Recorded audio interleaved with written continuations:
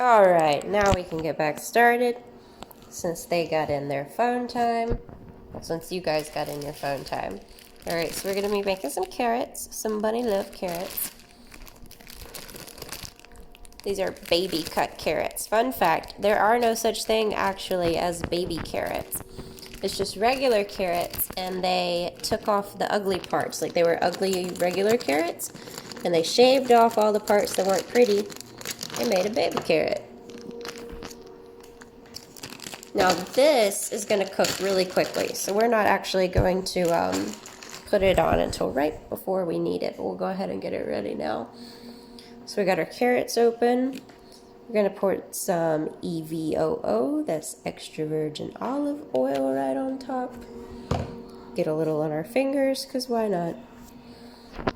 And then what I also decided to make, just to make sure we got plenty of food here, is some lentils. Lentils are amazing. They're a type of legume. You can cook them for a long time, you can cook them for a little time. It's hard to mess up a lentil. A lentil will always be very tasty. So we're going to get out our little pot here, put it on our eye, and then we're going to grab some water for it.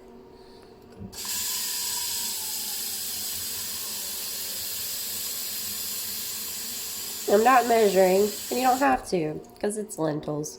The lentils will pretty much do whatever you tell them to do. So we're going to turn on the heat here. We want them to boil. And since it's kind of hard to like overcook lentils or anything, we're just going to put them in whenever we feel like it. As soon as this water starts boiling, that's when it'll happen. I'll put the top on it. That'll help keep the heat contained so it'll start boiling quicker. And then we'll just open up our bag of lentils here.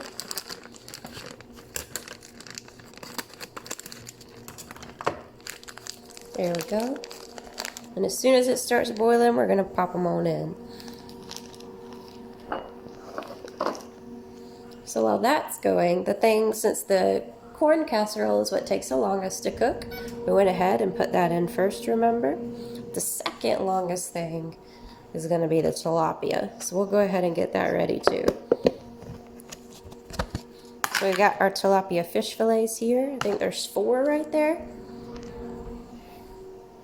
I'm going to grab a bowl, just one of my little normal bowls, and bring it over here. This is going to be cracker crusted tilapia. So you take a whole thing of Ritz crackers, you take each end, it's not open, it's closed. Take each end and press it together. See it open there, and it crunched at the sides. So you just keep going through and just crunch, crunch, crunch, crunch, crunch, crunch, crunch. And then we're going to open it. You got covered up again, didn't you? What in the world? And put it on inside. It's okay if it's not completely crunched. It's still going to be tasty. So we're going to put those right in there. And you know what? I like extra crunch, so I got a little fresh stock too. We're going to crush it too. That one crushed a lot better. Crush, crush, crush, crush, crush. Open it up. Oops. And put it on in. Excellent. We're going to use just 2 seasonings in there. One is this. You should always have this. This is delicious and goes with everything. So we're going to put a good bit on there. Again, like we're not going to measure it, but you can kind of see. There's a good bit of seasoning on that right there. You don't want to put too much because the Ritz crackers already have a lot of salt in it. But you do want to put some. And then, to give it a little kick of heat, let me find in my spice drawer here. I just used this the other day. Where's my cayenne pepper at? Ah, here. You want some cayenne pepper.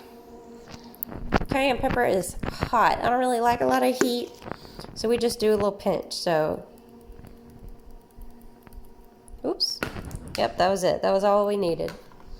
We're going to take a fork and get this all mixed up together.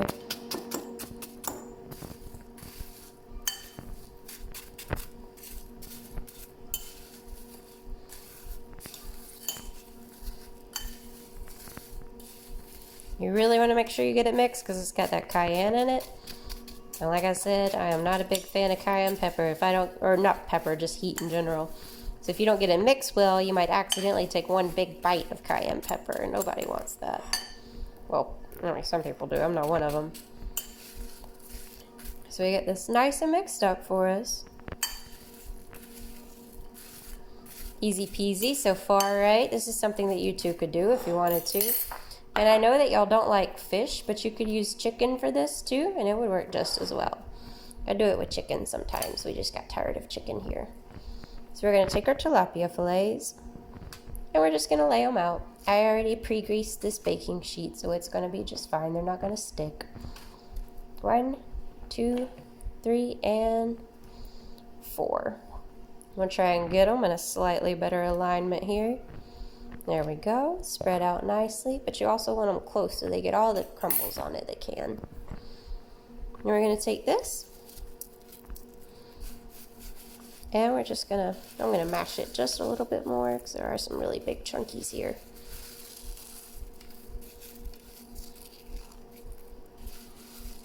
And we're just going to put it on top.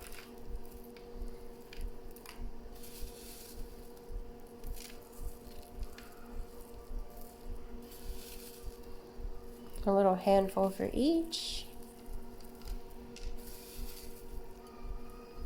At the bottom are the smaller crumbs, and they coat it a little bit better, so I try and put some of the bigger ones on first.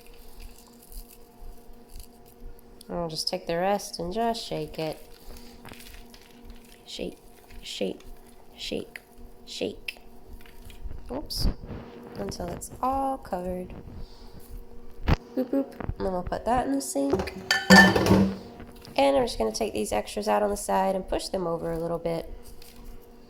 And so that way we can get it all nice and covered.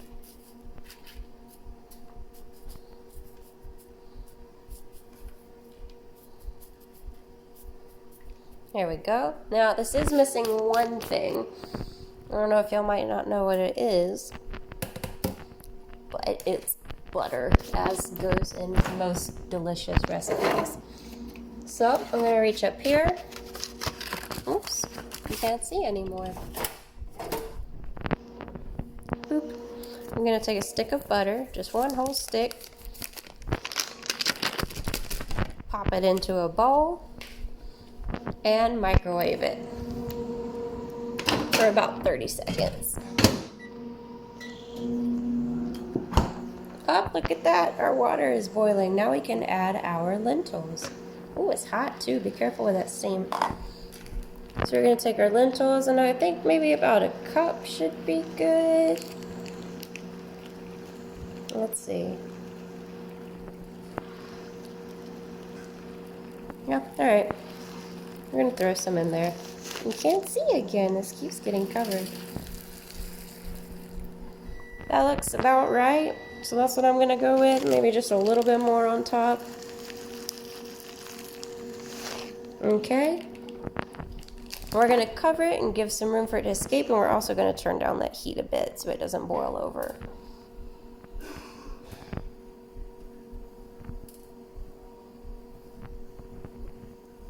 See how they keep coming up from the bottom? Can you tell? They're all moving. It's going to start bubbling. Oops, it's going to start bubbling really soon. All right, our butter's done. We can take that out. Well, maybe our butter isn't done, actually. Let's give it a few more seconds. Check on our corn casserole. It looks fine. The lentils are officially boiling, so we can take that heat down a little bit more, or else that's going to happen. So take it down a good bit. We just want to simmer these. Simmering means a very, very, very light boil. So there's our low. We're going to put it down here and see how that works. We might need to adjust. Stop the butter. Pull it on out. Now it looks like everything's pretty well melted. And we're going to pour it right on top here.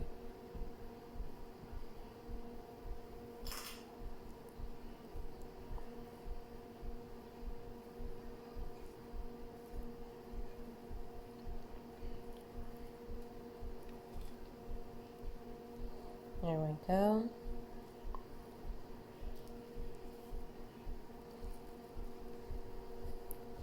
and into the sink.